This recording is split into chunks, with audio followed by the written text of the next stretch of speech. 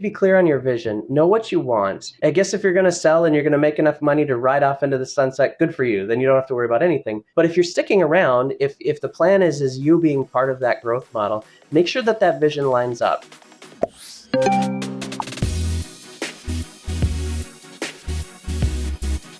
Hey, Channel Insiders. Welcome back to Channel Insider Partner POV. I'm Katie Bavoso, and today I'm interviewing Zac Paulson, Director of Product and Strategy at ABM Technology Group, an employee-owned company. Zac has worked in IT and managed services for decades, holding many titles, including CEO of his former business, TrueIT, which became a part of Advanced Business Methods about 2 years ago. Today in this interview, Zac reflects on the process of being acquired and why he and his team ultimately chose to partner with a copy and print company. Welcome, Zac. Hey, Katie, thanks for having me. Thanks so much for being here. I've been wanting to get you on for a while. This has been, even metaphorically, a wild ride for you for the last couple of years because you've gone through a lot of changes in your business. If you just look at your LinkedIn page, your titles are there's a whole bunch going on just in the last few years. So I'd like to kind of get started by going backwards a little bit. Like I said, you're the Director of Product and Strategy at ABM Technology Group now, but there was a time when you were actually TrueIT. And I'd love to start by talking about that business and discuss how it became a part of Advanced Business Methods. So first, why don't you tell me a little bit about the original business, the OG business, TrueIT? Yeah. What kind of solution provider were you? And just talk to me about the story and the journey that you took with that business. Yeah, absolutely. So TrueIT was started January 1st, 2012. And when we started it, it actually came out of a failed merger. So my business partners and I had an IT company back in the day. So I think they started in 1999. I joined in 2004, became a partner in 2009. And then we had this wild idea to merge with another IT company. And it was an utter disaster. And so after about 15 months, we realized this isn't going to work and we needed to start over. And so we were kind of kicked out. We kind of left on our own. It was a combination of both. Nobody wanted to be there. And we launched TrueIT in 2012. And so when we launched it, we launched with the idea of being a managed service provider, very cloud focused. And mind you, this was 2012. Cloud was not a big thing and managed services was pretty new. And so we grew that to about 25 people. We made several acquisitions along the way. We entered into a new business doing software consulting for the Microsoft Dynamics business. And then we found ourselves in July of 23 looking to potentially partner with an organization that had strategic customers that would line up with what we were doing. And that's where ABM came in, or Advanced Business Methods, is we sold the company July of 2023. And now I'm part of the team to continue to grow it. Way to be able to condense that story after I'm sure you've told it a million times. I'm truly impressed that you did that so quickly. So let's go into that a little bit more, because the people that are watching are probably wondering, when did you know it was time to look for a partner or a buyer in this situation? That's something where I think we hear a lot about it on the opposite end. And even you've had the experience of being the acquirer, but it is kind of different in this realm. So what stuck out to you is saying, okay, here's the wall. This is the wall we're hitting. Here's how we know that if we were to bring in a new partner and continue our business this way, we could grow from there. What were you seeing that just was not progressing for you anymore? Yeah, so our managed service organization, we had other business units, but the managed service piece itself had reached a plateau. So there's kind of a $3 to $4 million plateau in this industry. A lot of people will talk about it, getting to the millions, the first one, right? You hit the million and you've arrived, and then you kind of break through to that 3 million. We weren't getting past that 3 to 4 million, and we'd been that way for about 7 years. And so other business units had gone beyond that. We had purchased that software consulting. That was $7 million. We actually had a software development organization that was about $1 million, but it was just the managed service portion wasn't progressing. And so my business partners and I talked about, what's the deal? Why is it doing this? And we would make steps forward and then we'd make steps back and steps forward and steps back. And I guess I kind of came to the conclusion, well, we're the common denominator, right? The three of us are always in the equation. Maybe we're the problem. And out of that, really what came down to it is we needed somebody that we could saddle up against and also work through their customer base to expand our footprint. We had a good reputation in our community. We had a decent set of customers, but to expand beyond that, we were going to need to leverage someone else's client base. So I looked at kind of three different opportunities. I looked at like a telco, like an internet service provider, and thought, well, maybe that would help. Maybe we could get local telcos because they're always looking to get into IT. They're always looking to do more managed IT services. And every time I worked with them, we just couldn't find the right fit. We couldn't find the same ideology. The way a telco thinks is very different from a managed service provider. Not necessarily bad, just they couldn't see the vision that I had painted. The next one we looked at was accounting firms. And accounting firms, again, just we couldn't get the vision aligned. No offense to accounting people, but they really look at just the numbers. And so the numbers were the first thing we started with, and that's where it ended. And so as we kind of continued to look through that, and then I came across this print company. That was one of the things in my mind was print, because print is also trying to enter the managed IT space. They've got this really loyal client base. They've got great products, great services. People need them, and a lot of them are entering the technology world. And so I happened to be approached by one of them that's very reputable in our area, has a lot larger coverage area regionally than we did. And we started talking, and they saw the vision, we saw their vision, and put it together. And now we're breaking through that barrier. We're breaking through that $4 million plateau, which is fantastic. And remind the audience for us, what area are we talking about? Where are you located? Yeah, we are in the freezing north. We are in North Dakota. We cover kind of North Dakota, western Minnesota, a little bit of Montana, a little bit of South Dakota. So we're as far north as you can get. So when we talk about local business and we talk about one that's very reputable, what are we talking about in terms of the history of advanced business methods in your area? How long has it been around? Yeah. So what I think is fantastic about advanced business methods is not only do they have a great reputation, but they've been around forever. Like they've been around 53 years, and they literally sold typewriters. So we are talking about business machines that go back to the original business machines. What's cool though, and we don't see this in technology very often, is not only is the business 53 years old, many of the employees have worked there 30, 40, 20 years. That's very common. People will sometimes be like, I'm the newbie. I've only been here 6 years. And in technology, as you and I know, that's not super common. People to say they've been there for 3 years is oftentimes a long time. And so that really excited me. When I looked for a partner to partner with in technology, when I saw this company having a tenure like that and having a loyalty, and then on top of that, they're employee owned. So it's an employee owned organization. Everybody's an owner. They did that, I think, in 2011, if I remember right. And it's been fantastic. I want to skip ahead because I was going to ask about that specifically when you say that now that you're a part of advanced business methods and you're now ABM Technology Group, now that you have a stake in the company or your employees have a stake in the company and they have ownership of it, what does that look like? And also, what does that mean to you as somebody who is clearly looking for a company that cares and has been around for a long time? Yeah, it meant a lot to me. Like I said, we wanted a place where employees could land and have a future. And in technology, our future is oftentimes up in the air. There's a lot of changes. And so what I think is cool about it is now all of a sudden, all of our employees, they don't have to put anything into it. As the company grows, they just automatically elevate. So of course we do 401k, we do a 401k match, but then there's this side piece, this employee stock plan that just grows and they don't have to put anything into it. So I think, it's only been about 15 months. So I think it's still setting in. They haven't had their first vesting meeting where they've understood what those ramifications were. But since 2011, that stock price has risen every year, and it's not risen in a small amount. It's been pretty dramatic. And so this is an investment that they get to make without having to actually put anything in, which is pretty fantastic. It's just, you continue to work, you do a great job, and that reward is there for you.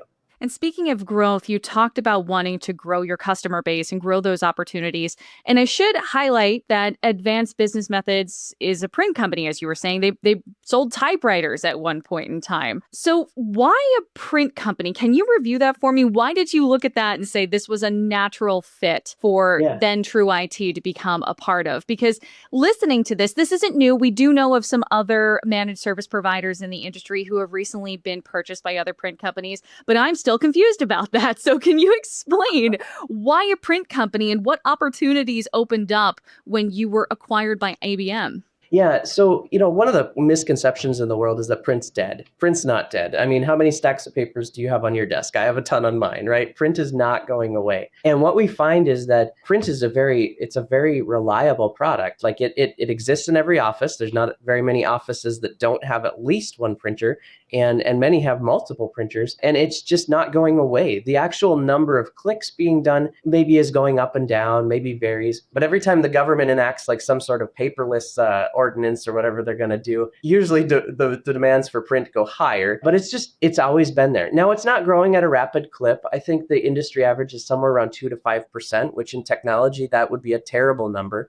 But from a reliability, kind of a steady Eddie type product, it's just going to be there. You look at some of the other technology products that go away, typewriters, for example, as they go away, something replaces them. And print has always been really good at kind of having the next piece of the future. So right now, managed print is a big deal. And so is print software, routing the paper and routing the different documents. So what we found is it was really reliable, and the customers don't turn over very often. So when you buy a printer and it's many thousands of dollars, a lot of times it's on a lease, it's on a 3-year or a 5-year commit. So these customers are not only contractually loyal, but they also are pretty loyal to the company, because this thing, they interact with it every single day. They're constantly printing, they're constantly going up to it, they're opening service calls. The service company's doing a fantastic job keeping it running. We were a natural fit to add the technology because it all rides on the network. And so if we can kind of buddy up with that, I guess that works pretty well. I can't help but think about, we're recording this during the holiday season. So obviously there's a lot of family coming in and asking, what do you do? And I cannot help but think about them asking like, so MSP, you fix printers. And now to some extent, you could probably say yes and not be totally lying, having some involvement with that. So I can't help thinking about the running joke where IT is usually associated with fix my printer. That's actually kind of interesting. So one fact that maybe a lot of people don't realize is that 20% of MSP tickets are typically printer related. So there's a massive efficiency by putting print and IT together, because not only for the end customer experience do they get a better response, because the two companies actually like to talk to each other, the two organizations, but on the flip side is it also helps us as IT people who can't stand printers. Like honestly, it's one of the most hated things for most IT people is working on a printer. We get to now delegate that to people that actually know these things and love these things. So yes, that's a great observation. Nice. Oh, I love to hear that. Very interesting. And the more I talk to you about it, the more sense it just makes. So I completely agree with you. I've now understood. I feel like I'm on the inside now looking out. And going on from there, knowing that as soon as you had access to this customer base, did you immediately see where managed services were needed as far as opportunities to be able to expand your service portfolio? Just where did you see those opportunities and how did that start? Was it right away, or did you need to kind of coax these clients into adding that onto or incorporating managed services into their budget considerations? Yeah. Needed, yes. Ready to jump right away, not as much. So one of the challenges that we run into is a copier company can kind of sell to anybody. So whether big or small. So the super massive companies that have 5,000 employees in 150 locations across the US, the copier company can sell to them. They can also sell to the one-man operation that needs just a printer on the desk to print invoices. The managed service company doesn't tailor to either sides of those spectrums, right? Most managed service organizations are going to somewhere around that 5 to 100 user environment. And so that's been one of the biggest challenges, is we really have to figure out which client set fits the managed service model and then get ourselves in front of those people. Even 15 months later, we still occasionally have people go, I didn't know you did IT. So getting the word out is big. And then also getting in front of the right clients is also the other challenge. There's actually only a small subset of a client base for a printer company that fits the managed service model. So we're trying to narrow that down, figure out who they are. And then, of course, they're all working with some sort of IT company, right? We're going after, most of the organizations we're going after, they already do IT with another IT company. So we have to somehow make a case for why it makes more sense to do that with advanced business methods. Is there a case in there that involves going to one business to be able to have your print and copy needs and your managed services IT needs in the same place? Has that case been something that you're usually arguing when you go? Absolutely. I think it helps when you have people that love their printer companies. Yeah. So that's huge. They all know us and they all understand us and they all think we do a great job. So that helps. And then the other part is just that efficiency we talked about. Is it is easier to call one number, and whether the problem is a print problem or whether the problem is an IT problem, you just call the number and they'll figure it out. And so there's definitely efficiency there.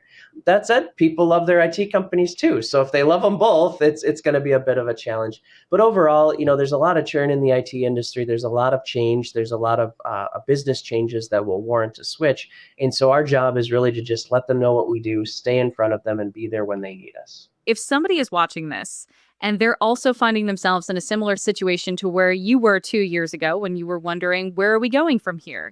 Do we need to find a partner? Do we need to make a change? What would you suggest to them? What advice would you give to them going through that process about whether it be who to look for when it comes to making that partnership and building that partnership? Just generally, what was your experience? What lessons did you learn from your experience that you would pass on to somebody else just starting out? Yeah, I would say be clear on your vision. Know what you want. I guess if you're going to sell and you're going to make enough money to ride off into the sunset, good for you. Then you don't have to worry about anything. But if you're sticking around, if the plan is you being part of that growth model, make sure that that vision lines up. I talked about that failed merger early on in our conversation, and that was a lesson in what culture can do. It was two different cultures that came together, not necessarily good cultures or bad cultures, just very different, and it fell apart very quickly. ABM is the exact opposite, fantastic culture. And that's really what you want to look for, is make sure that the cultures line up. If you can do that, you can work through all the problems. But if you can't get past that, you will never work through the problems. And you'll find yourself having sold your company. You'll find yourself having gotten rid of everything, so to speak, and stuck with nothing because